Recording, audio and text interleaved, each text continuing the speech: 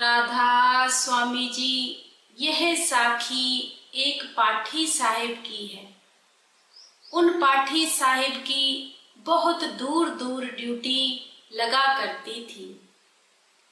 एक दिन उस पाठी साहिब को फोन आया कि आपकी फलानी फलानी जगह ड्यूटी है, लेकिन दूर है, आप चले जाओगे?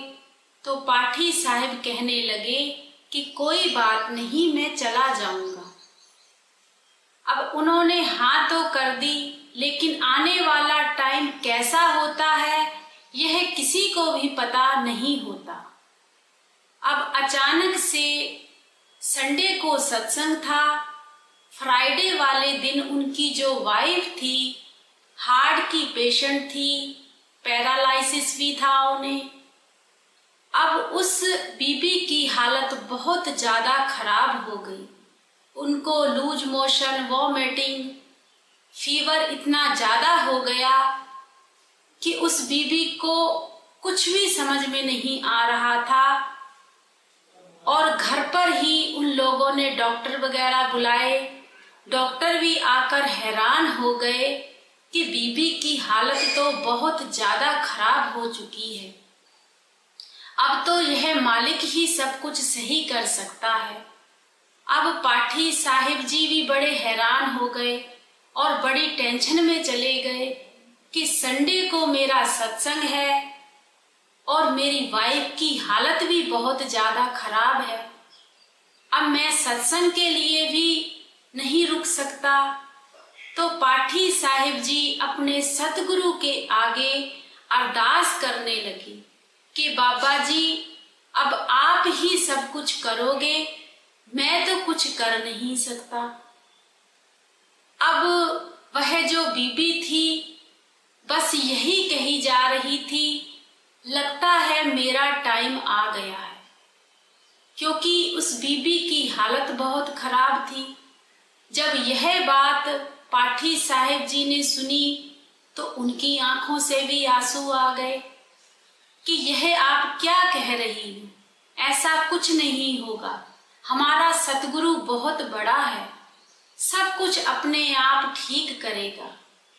अब वह बीबी को इतना याद था कि संडे को इनका सत्संग है, तो वह बीबी कहने लगी कि आप मेरी वजह से सत्संग मत रोकना, आप सत्संग पर जरूर जाना।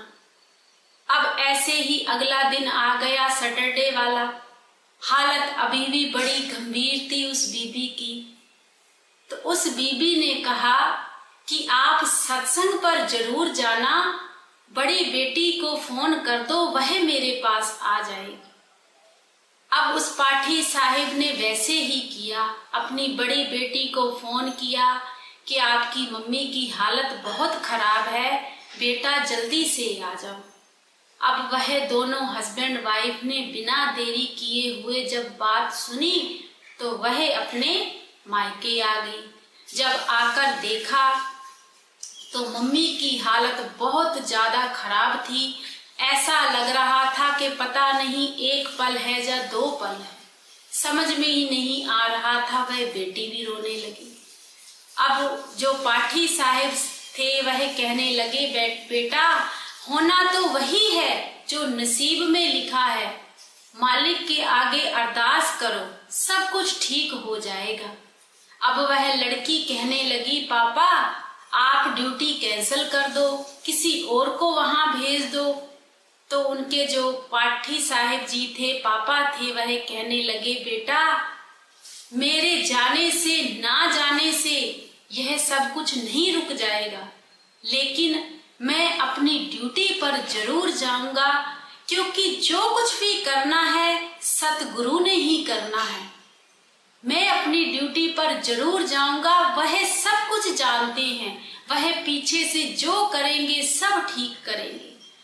वह पाठी साहिब ने अपनी बेटी को यह बात कही तो उनकी बेटी ने आगे से कुछ जवाब नहीं दिया। अब अगले दिन संडे आ गया। संडे को उन पाठी साहिब जी को घर से 1-1:30 बजे निकलना था, क्योंकि काफी दूर जाना था। अब पाठी साहब जी तैयार हो गए और अपने सतगुरु के आगे अरदास कर दी कि बाबा जी, मैं तो तुम्हारे दर पर आ रहा हूँ अपनी ड्यूटी निभाने के लिए। अब आपको ही पता है, चाहे आप अच्छा करो चाहे बुरा करो, हमें सब मंजूर है, लेकिन सब कुछ सही सलामत करना, बस मेरा सत्संग पूरा हो जाए। अब वह जब पाठी साहब जी जा रहे थे तो वह जो बीबी थी उनकी हालत देखने वाली थी, बहुत ज्यादा हालत खराब थी। पाठी साहब की भी आंखों से आंसू आ गए, क्योंकि जीवन साथी ही होता है। लेकिन पाठी साहब जी अपने सतगुरु के आगे हाथ जोड़कर वहां से चले गए। जब चले गए, ध्यान बाबा जी की तरफ भी था, लेकिन अपनी घर की तरफ भी था कि मैं उनको छोड़ तो आया हूँ, पता नहीं पीछे से क्या होगा। जब पाठी साहब जी वहां पर पहुंचे, वहां भी सत्संग को 9 बजे होना था, 7-7:30 बजे वह पाठी साहब जी वहां पर पहुंच गए। जब वहां पर पहुंचे तो पाठी साहब जी की भी अचानक से तबीयत खराब हो गई। उनको भी ऐसा लग रहा था कि उन्हें फीवर हो गया है और उन्हें घबराहट हुई जा रही है। जब दूसरे पाठी साहब ने देखा कि आपको भाई क्या हुआ है, तो उन्होंने सारी बात बताई। तो वह पाठी साहब भी कहने लगे कि फिर आप आते ही नहीं। तो वह पाठी साहब कहने लगे, वह ड्यूटी जरूरी नहीं है, लेकिन यह बहुत जरूरी है। वहां तो जो होना है हो जाएगा, लेकिन जो सतगुरु ने हमें ड्यूटी बख्शी है वह बहुत जरूरी है। अब पाठी साहब की हालत भी खराब हो गई। वहां पर उन्होंने बीपी वगैरह चेक किया तो वह लो हो चुका था। वहां पर उन्होंने दवाई वगैरह दी। सत्संग का टाइम हो गया। पाठी साहब अपना सत्संग फरमाने लगे। सत्संग करते हुए उन्हें कुछ पता नहीं कि सत्संग कैसे हो रहा है, कौन बोल रहा है। ऐसा लग रहा था जैसे खुद सतगुरु वहां पर आ गए हों। सत्संग पूरा समाप्त हो गया। जब स्टेज से नीचे उतरे तो पाठी साहब को बड़ी तेज से चक्कर आ गया। दूसरे पाठी साहब जी ने उनको पकड़ा, अंदर लेकर गए, पानी वगैरह दिया तो थोड़ी सी हालत उस पाठी साहब की ठीक हो गई। जब ठीक हो गई तो वह पाठी साहब कहने लगे कि अब मैं घर जाऊंगा। जब घर पर फोन किया तो घर वालों से पूछा कि मम्मी की हालत कैसी है, तो उनकी जो बेटी थी वह कहने लगी, पापा पहले से बहुत फर्क है, आप चिंता मत करो, आप घर पर आ जाओ।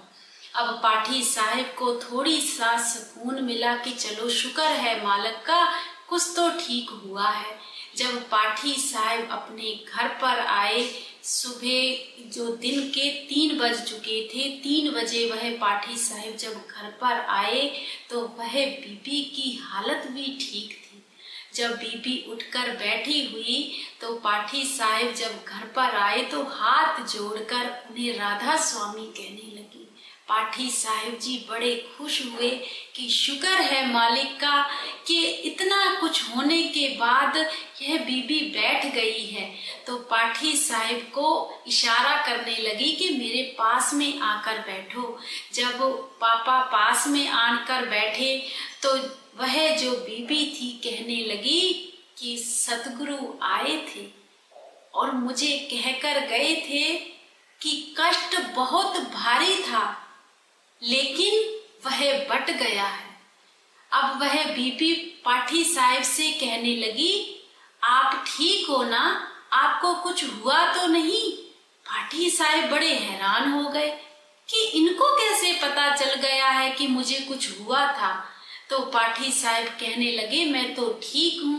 वह बीबी कहने लगी, नहीं, मुझे सच सच बताओ, आप ठीक तो हो? तो पाठी साहब कहने लगे कि मेरी हालत भी वहां जाके बहुत खराब हो गई थी, लेकिन सतगुरु का बहुत शुक्राना कर रहा हूँ कि मैं भी सही सलामत घर पर आ गया हूँ। तो उस बीबी ने बताया कि आज पता नहीं क्या होता, यह कष्ट बहुत भारी था, लेकिन हम दोनों में बट गया और आपकी जो सेवा थी वह बहुत ऊंची है। आपने अपनी सेवा को दिल से निभाया है, तो आज जो सूली की सूल बन गई। तो वह पाठी साहब की भी आंखों से आंसू आ गए और अपने सतगुरु का शुक्राना करने लगे कि ऐसे होते हैं हमारे सतगुरु।